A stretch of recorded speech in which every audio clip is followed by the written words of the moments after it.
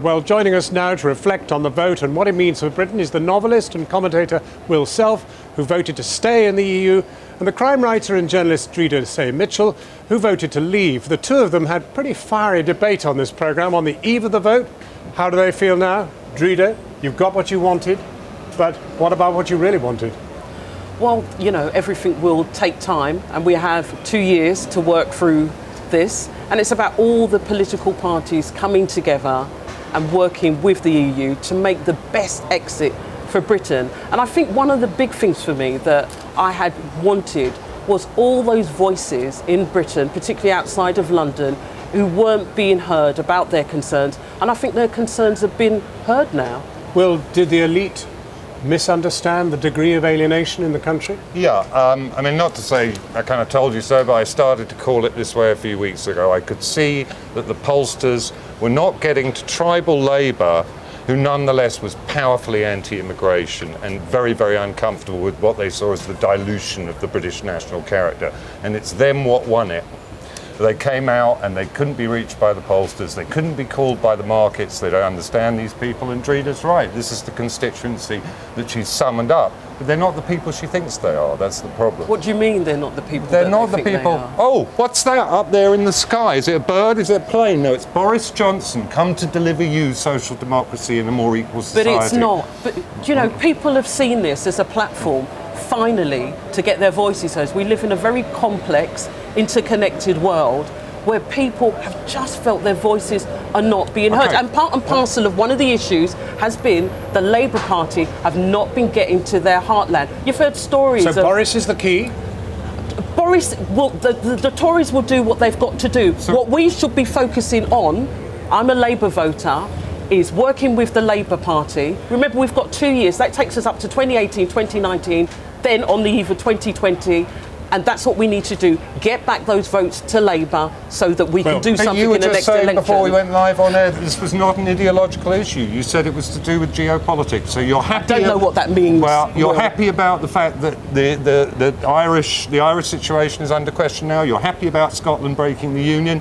You're happy about Jeremy Corbyn having votes no confidence. They've not broken the union. And who's going to handle your defence in your, brave, proud nationalist Britain? The difference between me and Where you do you is... cleave The to? difference between me and you at the moment in terms of tone is you seem very, very angry. I don't feel that kind of... defeat. Yeah, but I don't feel like that. I feel like... So you don't feel triumphal?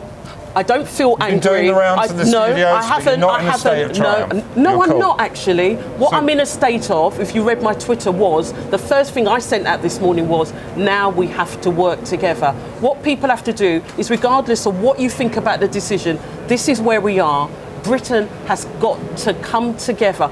Politicians have got to come together to create some type of success for Britain. So how it's are as you simple going as that. I don't feel angry. I don't feel angry. Why would you feel angry? You're victorious. I don't feel victorious. You should have an understanding for the people who feel that their lives are shattered this morning. You should have an understanding for the people from Eastern Europe who are in this country, who are settled here. You are very angry. Because I think that this is a highly disruptive and frankly wrong-headed and stupid thing to do. It's called democracy, Will. That's what it's called. It's called democracy. Democracy. The people have voted, the democracy Will. in The this people place, have voted, Will. What it's do you called feel democracy. about electoral reform, Dreda? Do you think that the first past the post system delivers a democratic and sovereign government? At the moment, this is the democracy that we're in. You're very, very angry, and I think we need to move on from the anger. I'm sorry. I want to ask you something about democracy, because we're standing in front of the Mother of Parliament. Yeah.